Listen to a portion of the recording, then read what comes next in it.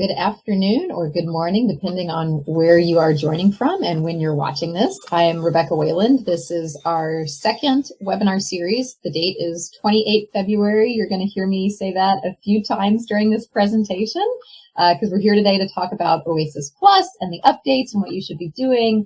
And because we are working off of a draft RFP, it's really important that everybody understand what information we are basing all of this guidance that we're about to give you on. So this is the 28 February webinar. We are operating off of the November 2022 draft RFP. The GSA released. We do expect another draft RFP, so we haven't gotten that second draft RFP. Obviously have not seen the final yet. So there are some things in here that are subject to change, but we'll cover all that as we go through. And I'm going to move kind of quickly through the administrative stuff today because if you're just here for the goods, then I don't want you to have to fast forward through too many things. But as always, our agenda is going to be to cover any administrative updates. So this is between Trident and our clients and things that you need to know just from that standpoint. We'll give you a quick recap of where we're at with the OASIS Plus opportunity. We'll dive into our weekly topic. And then Q&A at the end, if there are any from the participants. So just stop for a second on this Calvin and Hobbes cartoon. I love it because, you know, since we're working together as a team, you all are not in the camp that's going to rely on last minute panic to find the motivation to submit the OASIS Plus proposal. So just want to acknowledge that and congratulate you for taking a little bit of time to prepare ahead of time and not be in that chaos at the end. There's going to be enough of that. So good on you for doing what you can to mitigate that in advance. So things that we're covering today, admin updates. I've already introduced myself. I'm Rebecca Wayland. I am Trident's GWAC lead. That's why I'm giving you this training today. No new announcements for our OASIS Plus Information Hub, but if you are having issues logging in, or if you haven't been able to do that, please let me know and we'll get you connected to a tech rep. And then any commonly asked questions and access issues that have come up. Again, haven't heard anything from the team, but I think a lot of people are still getting familiar with this resource. So if there are things that come up, if you're not sure where to find certain information, or if there's information that you'd like to see that isn't there yet, please do give us that feedback. We want this to be a good resource for you. Talking through some opportunity updates. We'll cover that weekly topic. We're going to do an action item check. And then I am going to spend a little bit more time talking about documentation. If you watched our first webinar, we also spent some time around the documentation and what's going to be required and what you should be prepping now. I've got some follow-on information to that just based on questions and situations that have come up in the last 2 weeks or so. So diving in, you know me, this screenshot is of our OASIS Plus Information Hub. It is up and running. We have all kinds of downloads, templates, and how-to guides in there for your reference.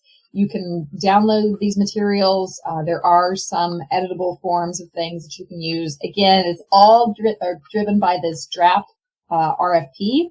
So we may see some changes to things, but we'll be keeping these references up to date as time goes on, as the guidance changes. And haven't received any questions this week, like I said, so we'll go ahead and press.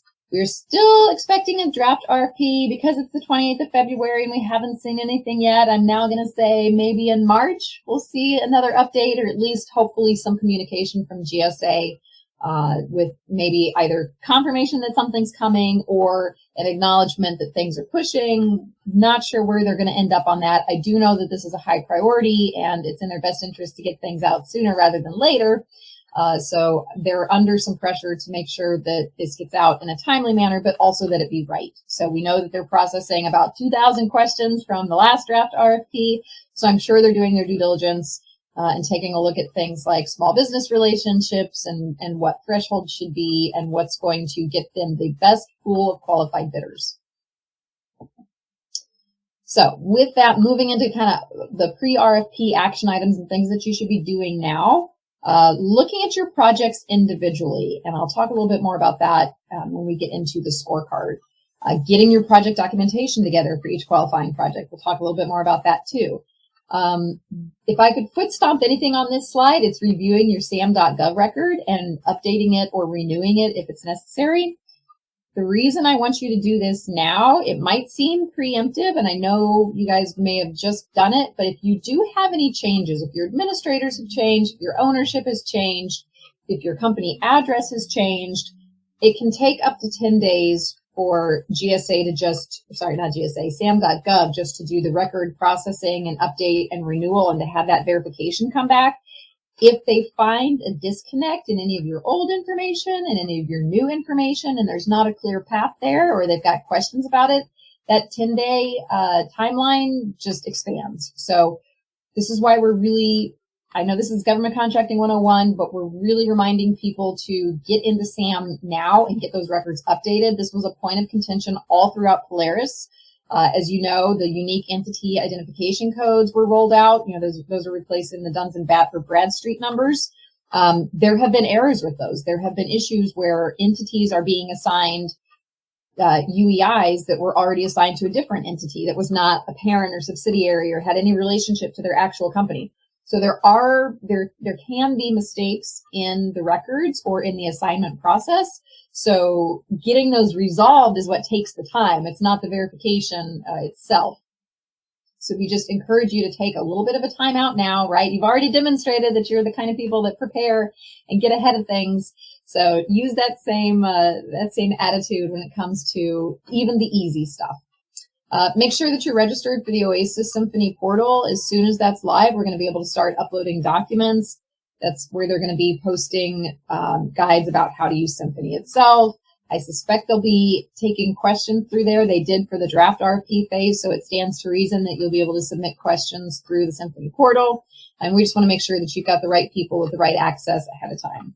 And then looking at your draft documents for your company, right, your policies. Do you have your professional employee compensation plan kind of outlined and know what's going to go in there? Is that under revision? Your uncompensated overtime policy, is that written down somewhere? If you are going on a bid in the unrestricted track, do you have a draft subcontracting plan? There's a lot of requirements if you get into those FAR clauses that are cited in the draft RFP. A lot of requirements buried in there. So this is the time to start getting your outlines together, getting the content, running it through your legal team, your contracts, your subcontracts, whoever needs to view it and sign off on things. Get those documents in front of them now so they're at least familiar with them, and you can get ahead of any of those little questions that pop up during the course of any kind of policy review.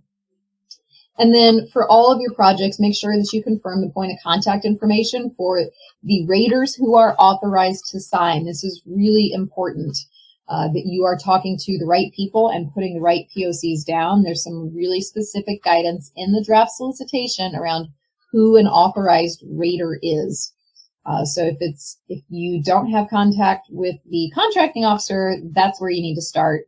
And you need to make sure that it's somebody who has cognizance of the project. So if the contracting officer has changed out, if that person's no longer there, make sure you talk to the new one, notify them that you intend to use these projects. Just make sure that they know that a request is going to be coming. Because as we'll see with the project documentation, you might need to get a project verification form signed, or there might be holes in your documentation. We've seen a couple packages this week where for the contract award, it was signed by the government, but was never signed by the awardee. So if you get into the fine print of the solicitation, it's supposed to be signed by both parties. So little things like that. We don't want you to have challenges with your bid because you overlooked something small and administrative in nature. So along that line, we covered this in the last webinar. We went into a little bit more depth around project documentation, but I've highlighted a couple things that I want you to keep in mind here. So on Polaris, the guidance, they had a whole list of documents that could be submitted. And over the course of that solicitation, they ended up changing the language to saying that all of those things had to be submitted. So it wasn't a pick and choose menu. Right now with OASIS Plus, it's still saying that offers may use a combination of the following, but not that everything's required. So if you're familiar with L.5.2, and I'm sure you have this committed to memory, it's things like the FPDS record, the statement of work or PWS, the contract award documentation, and then they list some really specific government forms that would be permitted as submission. They also list things like official contract documentation. So this would be your procedurals, right? Your actual deliverables, your monthly status reports, anything that was required based on the PWS that be submitted as part of your official contract documentation would be something that you could use. They're not saying you have to submit all of that. They're just saying you could pick from this pile if you needed to substantiate these things. So we're definitely going to keep a close eye on this language as the solicitation moves from draft to final phase, just to make sure that they don't end up narrowing the guise of what they're going to accept. This is a question that's come up, the automatic relevance and what to do if your contract documentation, whether that's your subcontract or your FPDS record or whatever you have, if it doesn't reflect the PSC or the NICS codes that are in that attachment, I think it's attachment 9 that shows the automatic relevance. It's attachment 4 or attachment 9. And so if the automatic relevance isn't substantiated by your contract documentation, that's actually not a showstopper because of the way that the government has framed the requirement. So the reason that attachment exists, it's because that's the easy button, right? Like that's the fast track where if you have that, you don't have to do the rest of this documentation. But the phrase that they use is it's in lieu of providing the documentation. So I think the idea with GSA is that the standard position is going to be that you have to prep the FPDS form, you have to prep the project verification form, you have to highlight your technical tasks or your statement of work tasks to show alignment to the right domain. Now, if you happen to have it coded in the right thing, or if it's in your FPDS record that you were awarded the work in the right NICS that aligns to the domain you're trying to claim it on, then that's just, it just reduces the administrative burden of what you have to prepare. But you aren't required to only submit for the assigned NICS code or PSC code on your documents. You do have to substantiate everything, but hopefully that nuance makes sense that, you know, if you don't happen to have it, because let's just say you have an intelligence services contract where maybe the PSC isn't clear, or there are no automatically relevant NICS codes, then you're not, I want to be careful about the phrase I use. That may not be a showstopper for you, right? Like you can still, there's still a path to use that project. It just involves extra contract documentation like the statement of work or PWS. You might even get into citing labor categories, right? If you're specific to the intelligence services domain, if all of the LCATs that you provided were intelligence analysts or open source analysts or signals intelligence analysts, then that's a pretty strong point in your favor when it comes to saying that, yes, this type of work aligns with the intelligence services domain. And don't forget, there's the whole section C of the draft solicitation as well that talks about the different domain areas and gives some very discrete examples of the types of services that might be included. So your path forward on that is going to be to mark up those documents and say, this correlates to the same type of services defined in section C, 3 dot whatever of the RFP that outlines intelligence services type services. You're just going to do those one-for-one comparisons.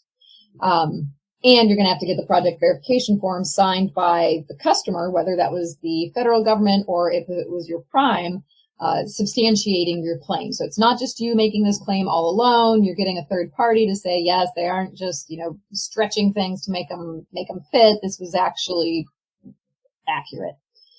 The other thing that I am keeping an eye on here is when it comes to automatic relevance, I think it's going to be very difficult, or I'm anticipating there being more clarification. Let me phrase it like that. I'm anticipating getting more clarification from GSA around automatic relevance as it relates to subcontracting work. If the prime has assigned a NICS code on a subcontract, which, by the way, if you get into the FAR, is something that's supposed to be on there, but I know just in the industry is not necessarily exercised in every case.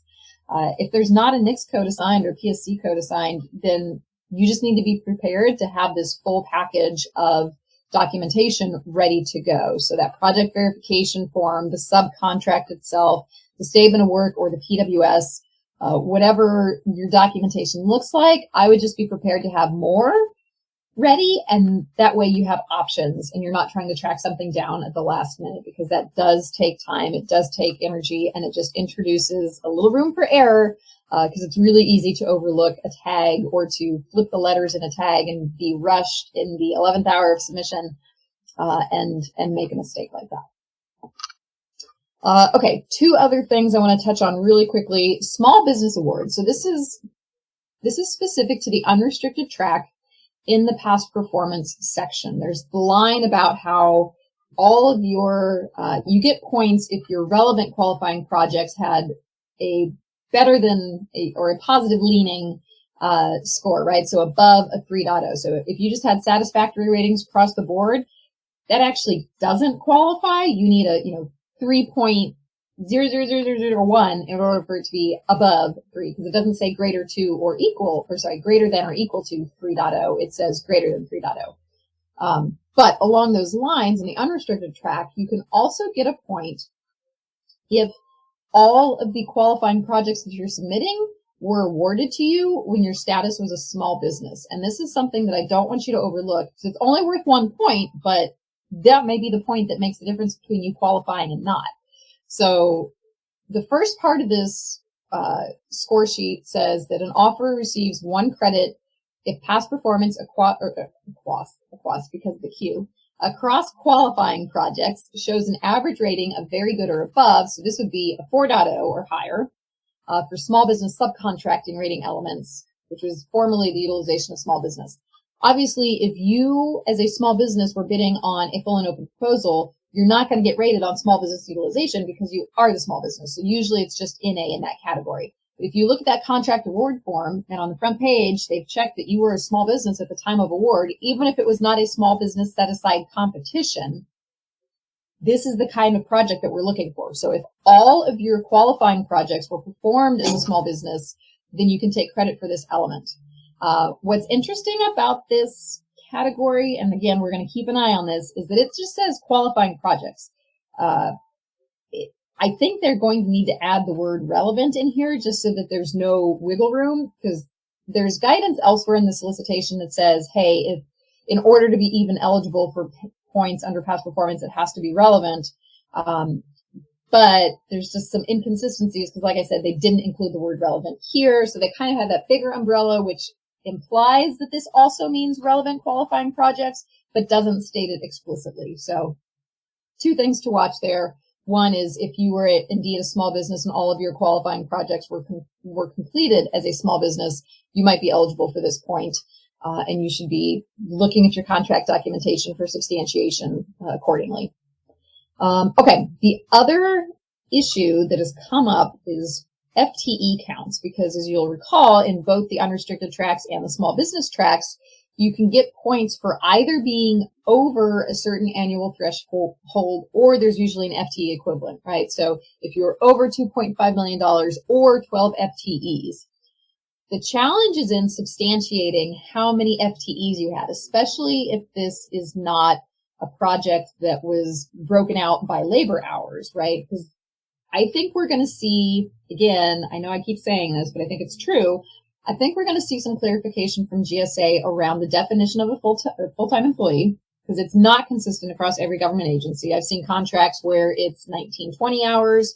I've seen 1880. I've seen 2080. I've seen a couple variations in between, just based on whatever the agency is and the reasons, and if it's a leap year and all those kind of things. So usually the government will say the assumption is a full-time equivalent is putting in this many hours per year. And so then you've got to be able to work backwards from that. So if you were doing a training services contract, or if you had really any contract where you were staffing a lot of bodies, but not necessarily in a full-time capacity, you don't automatically get credit for the number of individuals you put on that contract. It's technically supposed to be FTE counts.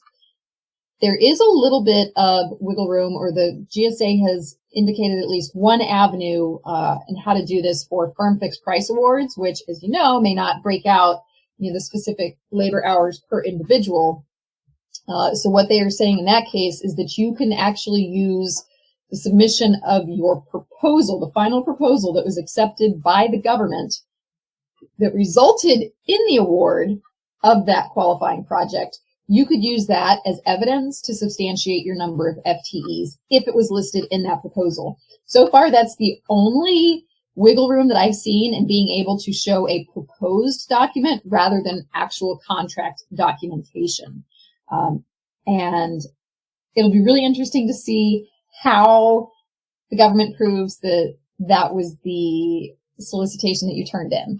So we will, I don't know if it's going to be an additional project verification form or something similar where the government has to sign it.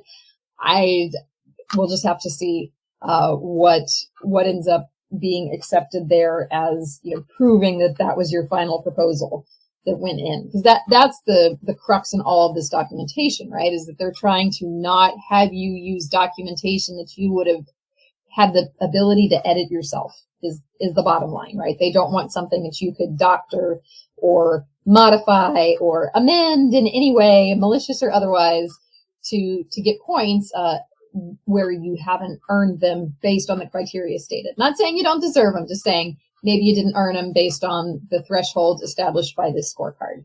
So definitely an area to watch. And then this is worth repeating. We covered this last week very briefly, but the past performance documentation, just a reminder that you can only use that past performance rating form if CPARs don't exist. So the reason I want to mention this again is because if we are keeping an eye on the overall OASIS Plus timeline and we're looking at what the reporting period is on some of our CPARs reports, it might be that you get a new report in just prior to proposal submission. And gosh, you got to check those scores that come in on that report because number one, you are obligated to send in the most recent CPARs. So you can't do an either or kind of thing. If it's not available to you, we'll have to deal with that on a case by case basis. But it's supposed to be the official CPARs report. And I think if it's pending, it's okay because the government will be able to see when things were approved. But if the report comes in last minute, here's the real concern. If you don't get the same ratings, if any of your ratings go down and now that project falls out of contention or out of eligibility for the past performance points because your cumulative average is now at a 3.0 or even below a 3.0, that could have a big impact on what projects you ultimately submit. Because you don't want to give up any points on a scorecard evaluation anywhere. In a perfect world, you would go in with a score that's slightly above the threshold just in case GSA takes a different interpretation of some of your points than what you did. So you've got a little bit of wiggle room in case they say, no, we don't agree with that extra credit point. We're taking it away. You still have a qualifying score. So it's just an area to keep an eye on. I know there's not much you can do about it, but when you're looking at your project lineup, keep an eye on when the reporting period was for those last CPAR reports. Because if it's coming up in April, that's the end of the reporting period, and you're going to be getting a new one, you could be down to the wire in getting a copy of that report in for the next, or in for this OASIS Plus submission, just depending on when we get that final RFP. And then the last item to talk through here is the cost accounting system. So making sure that you have your, the bottom line is you need your determination letter. Or if you don't have a determination letter, your audit or your SF 1408 has to be less than 3 years old. And I know that might be a challenge for some bidders. So if you know that you had an audit done and you know that nothing's changed, there's a POC listed in that audit report. It's probably worth getting in touch with them and at least asking like, hey, could you issue a determination letter? Is this something you'd be willing to entertain? Do you have a copy of the one? Because maybe they issued one and you lost it. Maybe it just fell through the cracks. I don't know the circumstances as to why you would or wouldn't have a determination letter, but if you find yourself without it and you're having to use this pre-audit survey, which is basically what the SF 1408 is, or the actual audit report itself, and it's older than 3 years, right now that's not going to get you points. So send that note, make the request. The worst they can do is say no, and you're no worse off. Okay, so don't have any Q&A to review today, but if you're watching this at a later date and something isn't quite making sense or you have questions about something that we didn't cover here, you can get in touch with us on our information hub. We actually have a submit a question here section, or you can send us a note. You should have been assigned a Trident POC. You can email me. I'm just Rebecca at Trident Proposals. Let us know what your question is. We'll get you an answer back, and we can go from there. So I don't have anything else to discuss today. Thanks so much for your time and good luck this week.